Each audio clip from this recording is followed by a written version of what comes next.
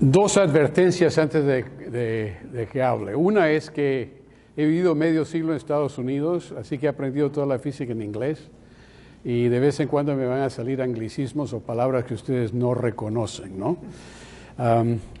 Y la otra advertencia es que el campo de las partículas es un poco esotérico. No puedo ir en detalle porque si voy en detalle no solo se confunde la gente que escucha, se confundirían los físicos también, porque es algo difícil. Así que les doy más una impresión de las cosas que hacemos, de cómo se hace, de la historia. Y yo pensé que una conferencia sobre los neutrinos sería interesante este año porque hubo el premio Nobel. Pero más que eso es porque del comienzo de cuando se ideó la idea del neutrino, hace ya más de 80 años, hemos estado poco a poco estudiando los neutrinos y toda esa historia está llena de misterio y hoy día aún, después de más de 80 años de estudio, todavía sigue siendo la partícula más misteriosa. Entonces, un tema para los físicos muy fascinante y espero que les interese un poco a ustedes también cómo hacemos las cosas. Adelante. Entonces, lo que vamos a ver es los misterios resueltos, los misterios que fueron aclarados y quién los hizo. Una galería de los tipos muy interesantes que han participado en la historia de los neutrinos. Después, una vez que les doy esa historia, vamos a ver de dónde vienen los neutrinos, cómo los producimos y cómo los capturamos. Porque son partículas muy elusivas y entonces hay gran creatividad en hacer tanto los aceleradores o los reactores que producen los neutrinos, pero también cómo se detectan. Y después vamos a ver, no los quiero aburrir, si tenemos tiempo podemos ir a otros temas y sobre todo ver el futuro, qué es lo que no sabemos y que vamos a tener que estudiar en el futuro.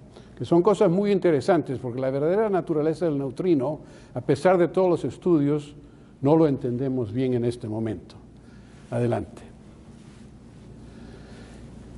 Una de las cosas que es sorprendente es que si uno añade, hoy sabemos que los neutrinos tienen una pequeñísima masa, la millonésima parte de un electrón, que es ya muy ligero, ¿no?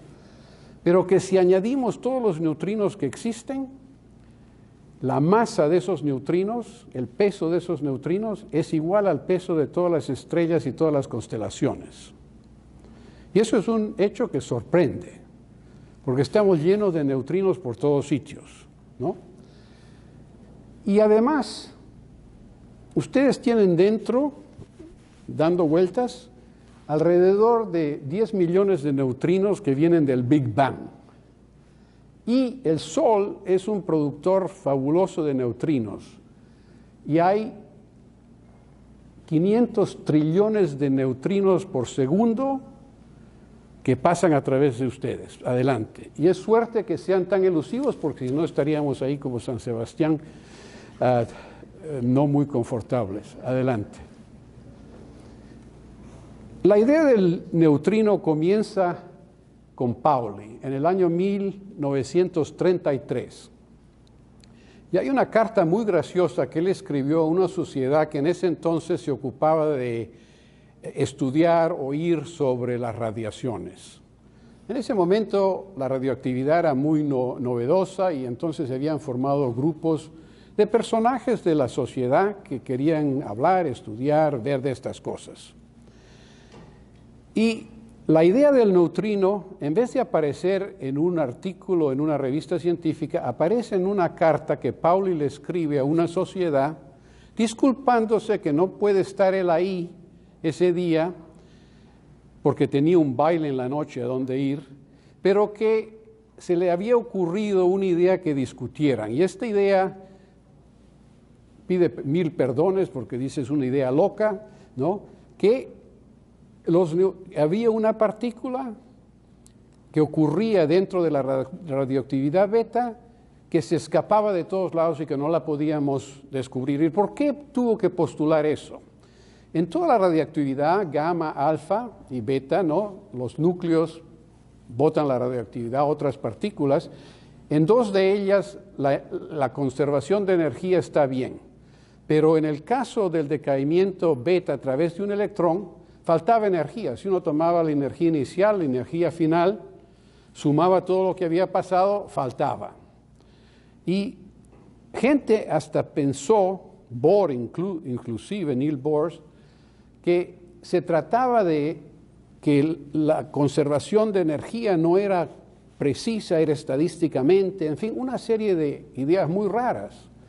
E igualmente era rarísimo en ese momento de pensar de una partícula que no se podía detectar, que existía. Entonces lo que Pauli pensó es, si hay una partícula que se escapa, pero que no la podemos detectar, no interactúa con la materia, entonces esa se lleva la energía que falta. Y es por eso que en el decaimiento beta no podemos sumar y tener una energía total. Bueno, él estaba tan confundido con esto porque le pareció una idea verdaderamente loca, ¿no?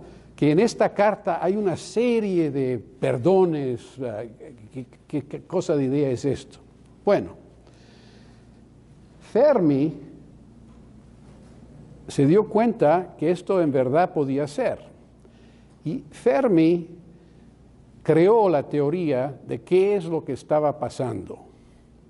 Y es increíble porque es una teoría que hecha en el 34, la base existente de esa teoría es todavía lo que usamos. Se ha modificado en muchas formas, hemos descubierto muchas partículas, pero en realidad fue una cosa genial que él pudo en ese momento, con analogía a lo que se sabía ya de las interacciones electromagnéticas, hizo una extensión a la producción de neutrinos a través de una fuerza que se llamó la fuerza débil, y que esta teoría es muy bella, es verdaderamente cómo funciona la realidad.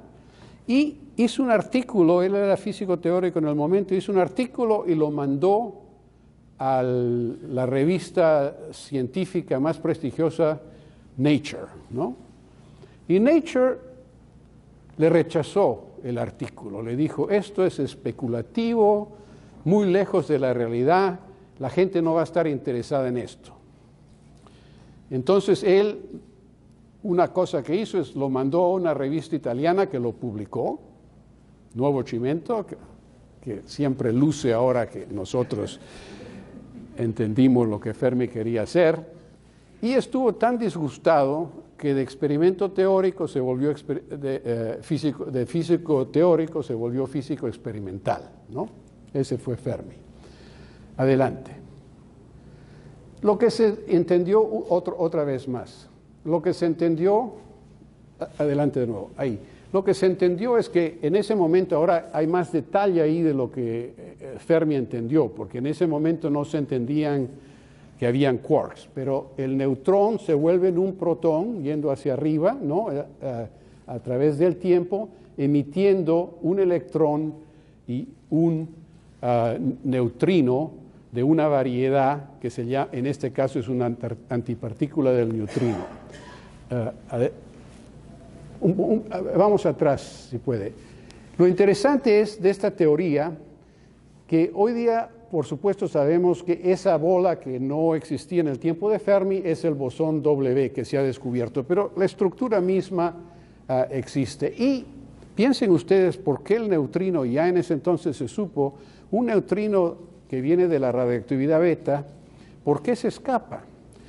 Hay un campo, una línea promedio de cuando interactúa el neutrino o cualquier partícula. Choca en cierto tiempo, ¿no? Si la partícula interactúa con la materia muy frecuentemente, ¿no? Entonces, si a través de un material se ven los choques, las colisiones en ese momento. Por otro lado, el neutrino, claro, interactúa con partículas y va a chocar algún día, pero si tiene un neutrino de baja energía, como en la radiación beta, el promedio de distancia que va a atravesar a través de la materia, ¿no? está en kilómetros, es un año de luz, son 9.400 trillones de kilómetros, algo por el estilo, ahí hay que contar los ceros, ¿no? De plomo, no de cualquier material. Eso les da la idea de cuán difícil es capturar un neutrino. Y la única forma de hacer eso es de tener tantos neutrinos que algunos van a interactuar en el detector que uno tiene, ¿no? Adelante. Bueno, del 33-34 que se entendió la radiación beta, la gente, parte de los físicos decía, esto es una trampa, porque decir que existe una partícula que no podemos detectar, ¿qué clase de física podemos hacer con eso? ¿No? Eso es una invención. Yo creo que no lo hemos captado bien lo que está pasando, debe ser otra cosa. Había una parte que decía eso. Otros decían, efectivamente, el neutrino debe estar ahí y efectivamente va a ser muy difícil y probablemente nunca lo vamos a ver. Bueno, estos dos señores, Cowan y Rines, también... Cuando digo NP es cuando sacaron el premio Nobel, y hay una tira de premios Nobel en la historia de los neutrinos. Cowan y Rines dijeron, bueno, ¿dónde conseguimos los más neutrinos? Lo que se les ocurrió fue un experimento increíble, ¿no? Ellos dijeron, una bomba atómica, eso nos da una tira de neutrinos, de la fisión del uranio vamos a tener neutrinos muchísimos. Pero aún con una bomba atómica teníamos que estar muy cerca de la explosión para poder ver suficientes neutrinos, ¿no? Entonces su idea era de tener un detector a 30 metros del centro de la explosión. Ahora ese detector no va a vivir mucho, ¿eh? Y entonces para que no se malograra completamente antes de que pusieran tener los datos, lo que habían propuesto es hacer un pozo enorme con vacío, donde el detector, al momento de la explosión, se dejaba caer, de modo que nada lo tocaba, no podía, estaba en el vacío, recibía los neutrinos, los detectaba y mandaba inmediatamente la señal a la velocidad de la luz a los que estaban afuera, y de esa forma se podía descubrir el neutrino. Ese experimento, ¿no?, fue muy creativo y todo, pero bien loco. Y por suerte tenían un jefe que les dijo, oye, ustedes deben pensar esto de nuevo, porque esta no es la única fuente de neutrinos que hay. ¿Por qué no van y usan un reactor? Porque el reactor produce, cuando hay la fisión del uranio, produce muchos neutrinos. Tienen que diseñar un detector que no sea así instantáneo, sino que pueda verdaderamente distinguir las colisiones de los neutrinos y que los separe de todas las otras cosas que están sucediendo debido a rayos cósmicos y todo eso. El detalle de este experimento es técnico, pero es muy precioso, es muy lindo. Fue una idea muy, muy bonita y ellos recibieron el premio Nobel. Del jefe se olvidaron, por supuesto, que les propuso que utilizaran los reactores. Otro descubrimiento muy importante fue hecho por una física, C.S. Wu, de la Universidad de Columbia, en Nueva York, que había seguido una sugerencia de dos físicos que ellos se sacaron el premio Nobel. Eso muchos de nosotros consideramos que fue injusto, ¿no? Los que propusieron el experimento se sacaron el premio Nobel, el que hizo el experimento, mujer en ese tiempo, se olvidaron, ¿no? Pero ha hecho una carrera muy distinguida, es muy apreciada y todo, fue muy apreciada.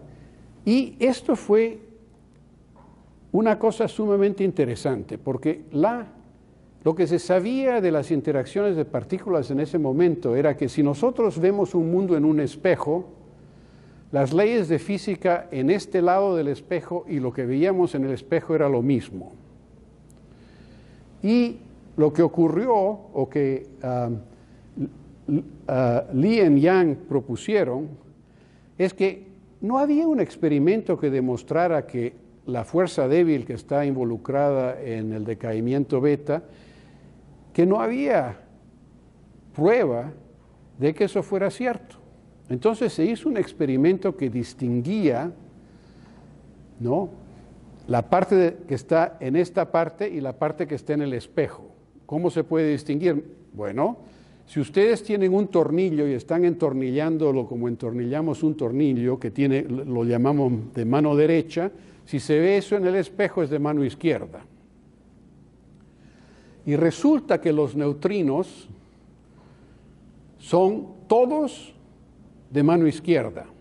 Es decir, se mueven en una dirección de tal modo que su spin, el momento angular, está alineado como si fuera algo de la mano izquierda. Ahora estoy usando la derecha, pero debería ser así. Los antineutrinos, mano derecha. Y entonces la naturaleza no es simétrica entre este mundo y el mundo que vemos en el espejo. No es simétrica entre las partículas que comienzan a mano izquierda y las que tienen en mano derecha. Y por eso fue un experimento muy importante que demostró parte de la naturaleza de los neutrinos y de la fuerza débil que no respeta la paridad. Adelante. Bruno Pontecorvo es otro carácter sumamente interesante en la historia de los neutrinos. Es un físico italiano y tuvo muchas ideas. Él fue el primero que dice, bueno, cuando vemos el decaimiento de las partículas como protones, neutrones, etcétera, que conocemos en el núcleo, produce una clase de neutrino. Quizá otras partículas como el muón, partículas que habíamos producido en el laboratorio que también decaen con la fuerza débil, es posible que haya otra clase de neutrinos. Eso fue una de sus primeras ideas. Después también tuvo la idea de que sí, habían varias clases de neutrinos y si tenían masa podían oscilar unos entre otros, que ha sido una de las herramientas que hemos utilizado nosotros para estudiar la naturaleza de los neutrinos. Lo interesante de Pontecorvo es que él fue un físico magnífico, trabajó con Fermi, Fermi lo consideraba muy bueno, fue a trabajar a Canadá, trabajó en cuestiones atómicas y todo, pero él era simpatizante, había estado metido con partidos socialistas, comunistas y todo. Entonces, en el año 1950 fue a trabajar a Inglaterra y a alguien le pasó el dato que iba a ser investigado y desapareció. Desapareció y no se supo de él por cierto tiempo, después apareció en Rusia con su familia y todo, y trabajó muchos años en ese entonces la Unión Soviética. Y en realidad hay un libro que se llama Media Vida, Half-Life, que es lo que usamos en la radioactividad sobre él, por un escritor, y verdaderamente no se sabe si fue espía o no. Pero él había mentido, no diciendo o no revelando que había tenido simpatía comunista y socialista de joven, y él pensó que lo iban a investigar. En ese momento habían cogido al espía Fuchs y piensan que alguien, Philby, el famoso espía inglés, hablando con los americanos, le pasó el dato que él iba a ser investigado, ¿no? Y o por miedo a ser investigado o porque verdaderamente era culpable, como te digo, desapareció. Y es una historia triste porque él por muchísimos años no lo dejaron ir a conferencias internacionales. Lo tenían bien controlado ahí. Ray Davis hizo un experimento bellísimo, y uno de esos experimentos en la historia de los neutrinos que muchos de nosotros pensamos, se ha equivocado, ¿no? Y este experimento fue hecho para ver cuántos neutrinos venían del Sol. Y es una técnica muy interesante porque utilizó un tanque de 100,000 galones de este fluido que los que lavan en seco utilizan, perchloroethane, ¿no?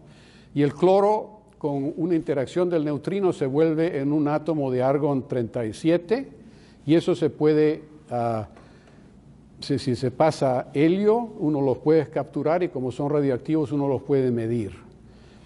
Bueno, encontró que el Sol no estaba brillando en neutrinos como debe ser. Hay una teoría, sabemos muy bien cómo funciona el Sol con la fusión de partículas de hidrógeno, a deuterio, a helio, entonces podemos calcular el flujo de los neutrinos, y cuando él lo miró, dice, la mitad o más se pierden, no están ahí.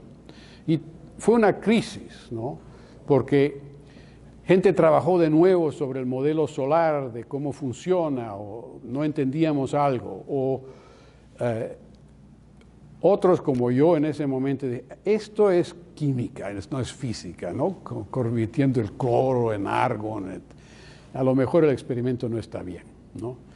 Y esto pasaron muchos años hasta que se entendió exactamente qué es lo que estaba pasando. Pero esta es la primera indicación, ¿no? Se llamaba The Solar Neutrino Crisis, es una crisis, porque no correspondía lo que se había estudiado de cómo funcionaba el Sol y cómo se producían los neutrinos. Siguiente. Lo que se ha entendido después, con experimentos que vamos a hablar, es que los neutrinos tienen masa y cuando tienen masa, si bien son producidos en una forma, pueden convertirse en otra forma, ¿no? Y, por ejemplo, si comenzáramos con todos esa línea azul, con todos neutrinos de una clase de neutrinos, con el pasar de la distancia, este parámetro es la distancia dividido por la energía en kilómetros por 1 billón de electronvoltios, esos neutrinos que comenzamos desaparecen y aparecen otros. Y después pasa lo mismo y comienzan a oscilar así a través de la distancia. Este es muy simplificado porque ahí hay solo 2 neutrinos, ¿no? En realidad hay 3, como vamos a ver, y esas oscilaciones es entre todos esos 3, así que es una cosa mucho más complicada. Adelante. Como les había dicho, Pontecorvo había sugerido que quizá habían otra clase de neutrinos, pero ¿cómo lo probamos? Y es ahí donde comienzan los aceleradores. Se hicieron haces de neutrinos con aceleradores de mucha más energía de lo que viene de la energía que se utiliza en el decaimiento beta.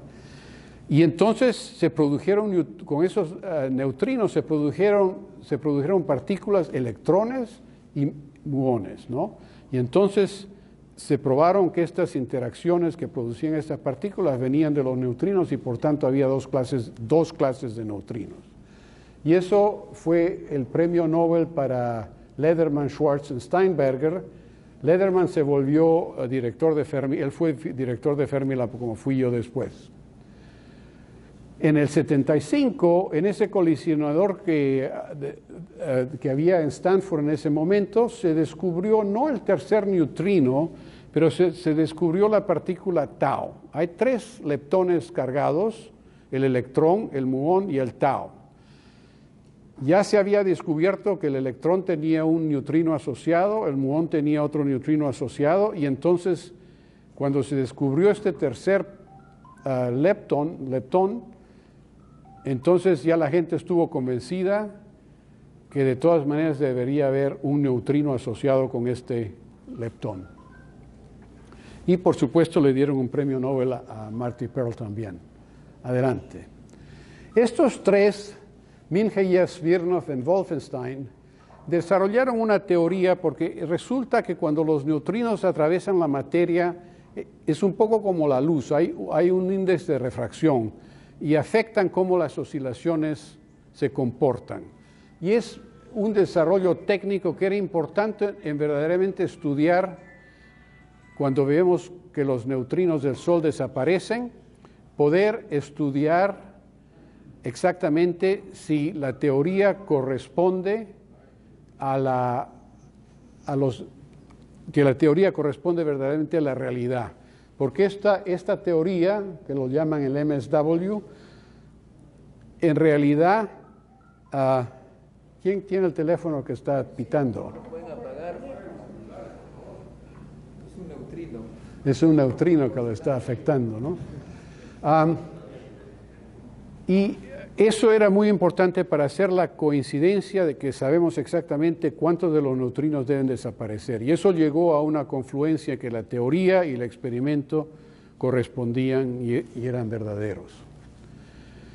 Hay un gran detector, les voy a enseñar algunas fotografías de detectores, que fue promovido por Koshiba que también sacó el Nobel Premio en 2002.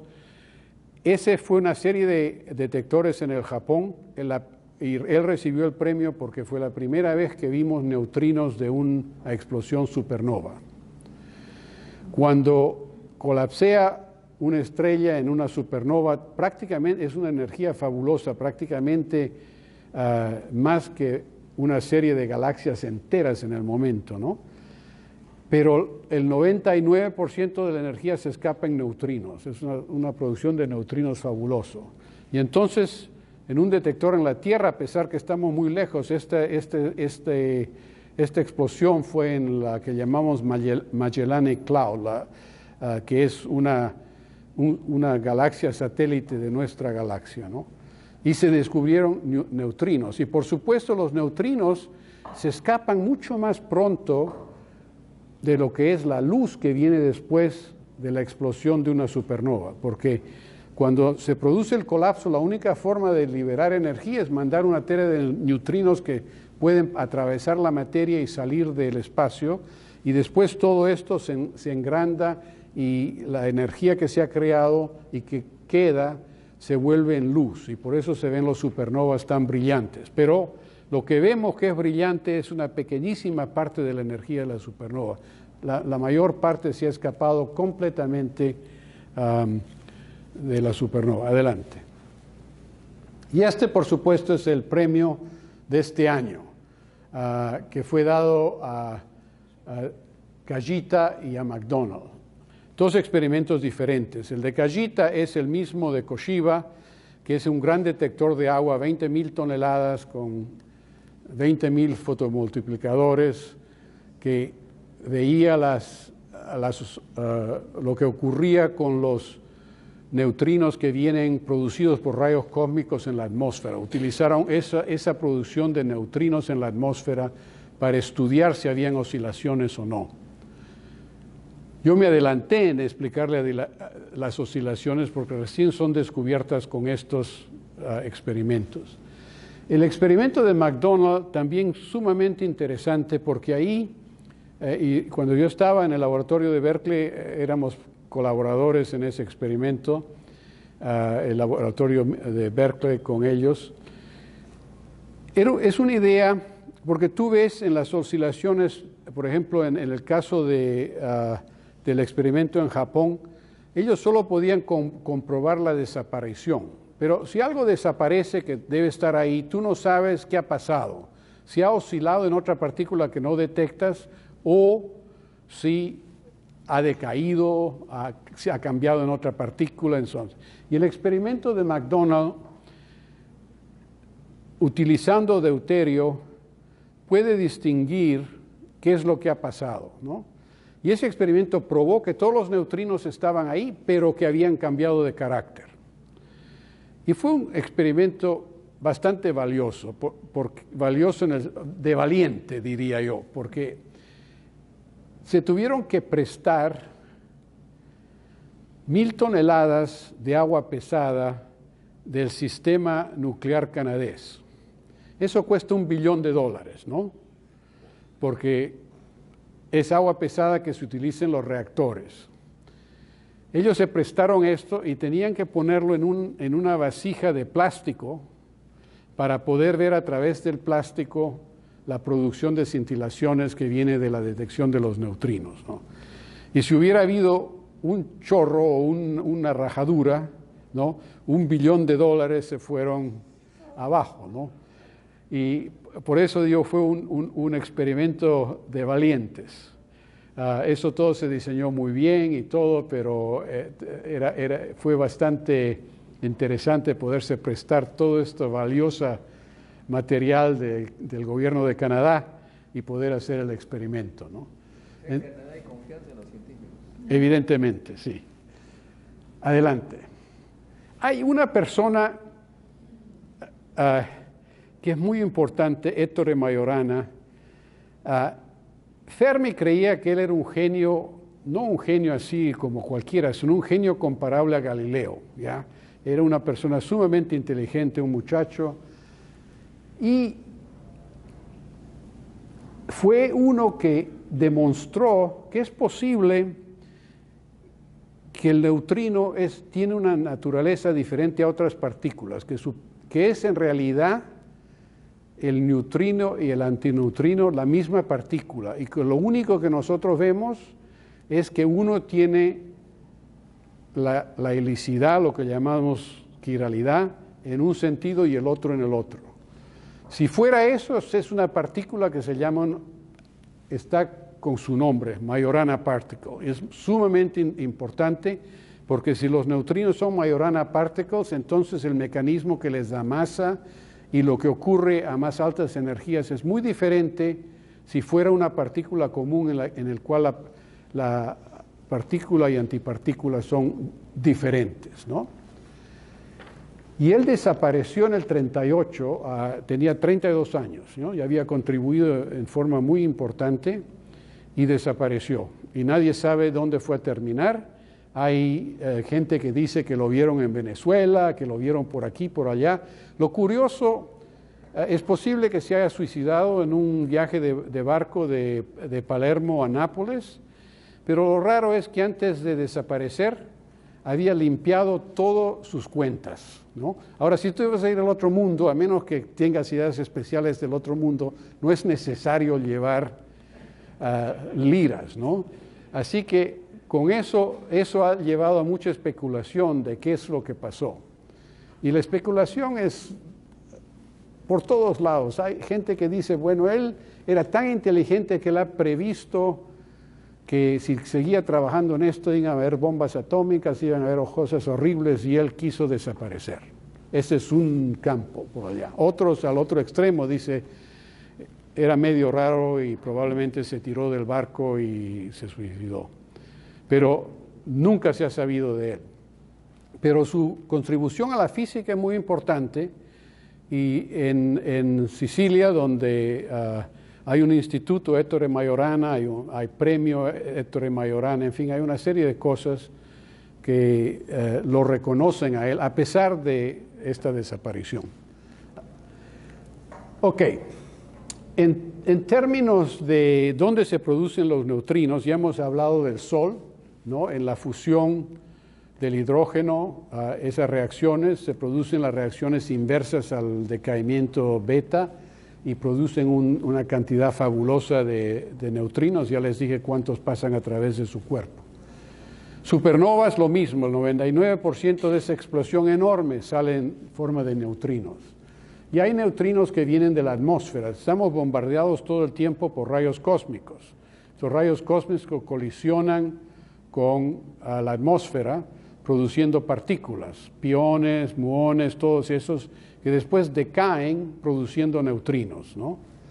Y es un flujo que está completamente a través del mundo, ¿no? Así que uno puede ver partículas que llueven sobre la atmósfera encima, pero uno es sensitivo a neutrinos que están al otro lado de la Tierra, porque la Tierra es como si no estuviera cuando los neutrinos penetran.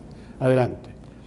La otra cosa que es muy importante son reactores. Como les dije, el experimento de Rines en Cowan fue hecho con reactores y varios experimentos muy importantes han sido hechos después estudiando esas oscilaciones y determinando los parámetros de los neutrinos debido a esas oscilaciones, ¿no?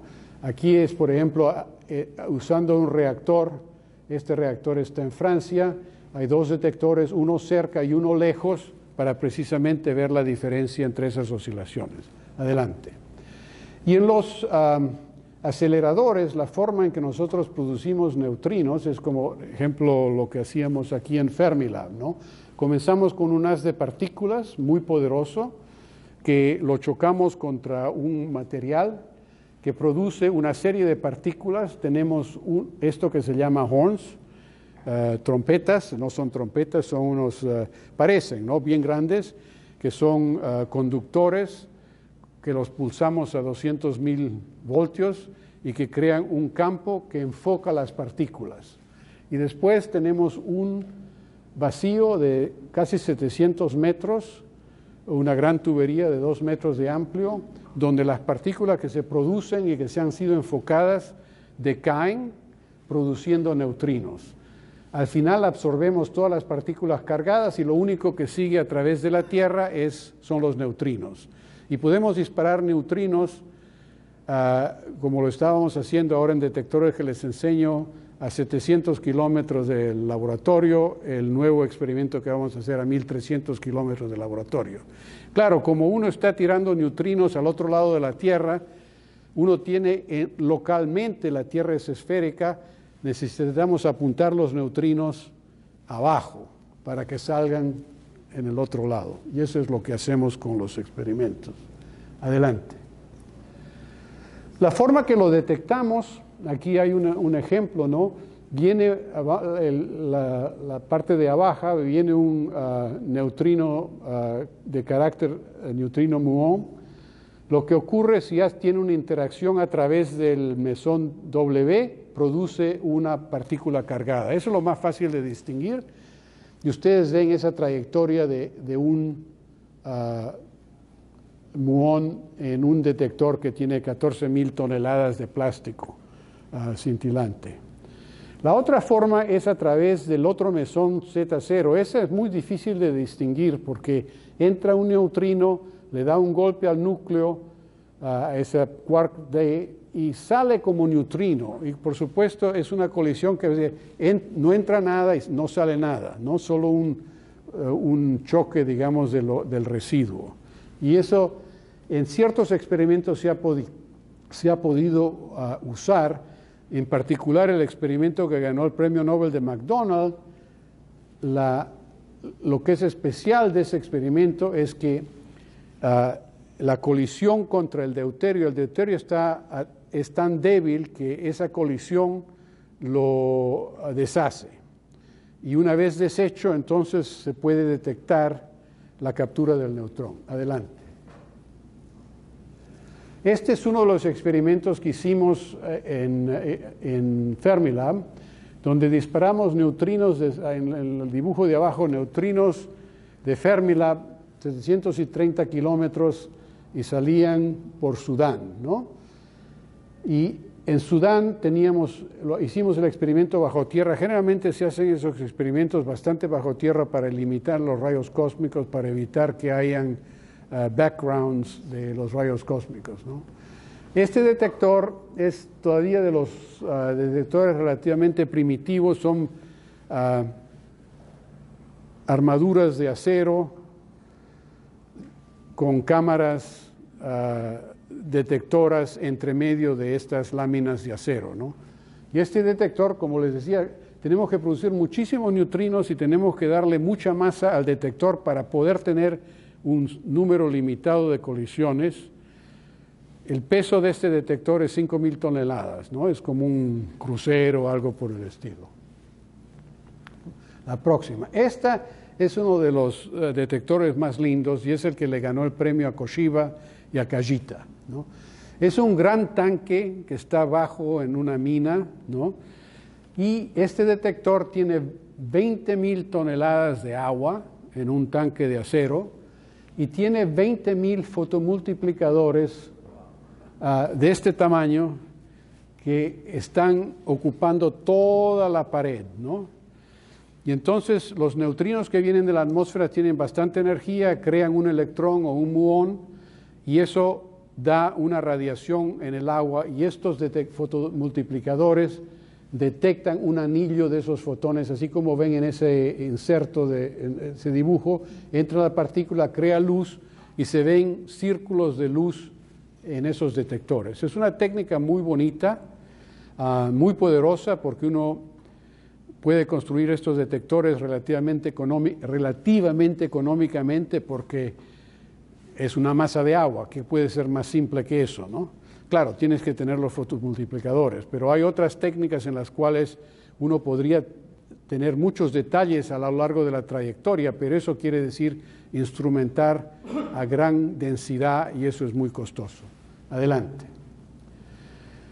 Este experimento a la izquierda es ese globo de plástico que yo les había dicho, fue de valientes, en la mina de Sudbury, que está más o menos a 2 kilómetros de profundidad en una mina de níquel. Y ahí ven los los fotomultiplicadores alrededor de esa bola para analizar la luz que se produce cuando las partículas atraviesan ese punto.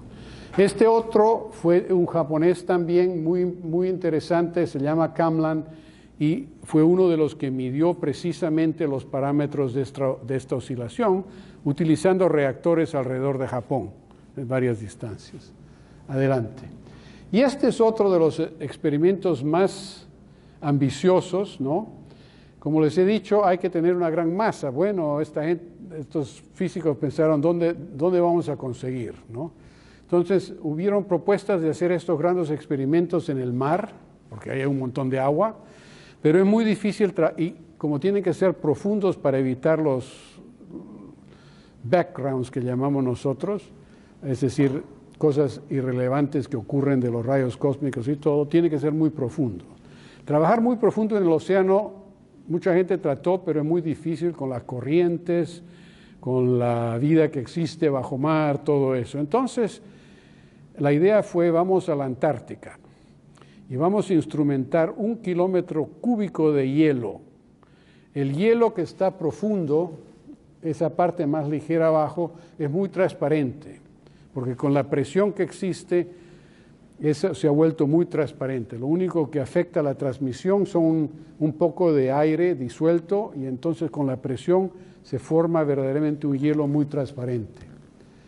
Y entonces, ¿cómo instrumentas tú 1 kilómetro bajo hielo en la Antártica? Bueno, la forma que lo han hecho es de penetrar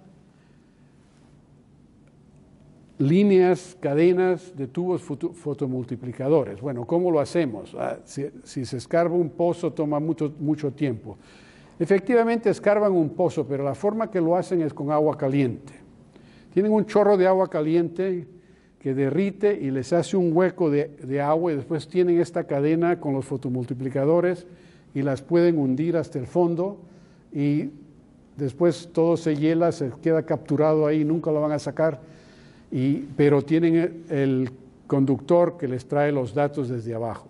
Y entonces se han instrumentado, ¿no?, 1 kilómetro cúbico. Claro, la instrumentación no es densa, ¿no?, porque es muy costoso cada uno de estos pozos y cada una de estas cadenas de fotomultiplicadores, pero cuando se trata de partículas de alta energía, como las que ellos buscan, eso funciona bastante bien. Y ustedes pueden ver, trabajar allá, ahí está la fotografía del edificio sobre el cual los físicos trabajan, en ese campo de hielo en la Antártica.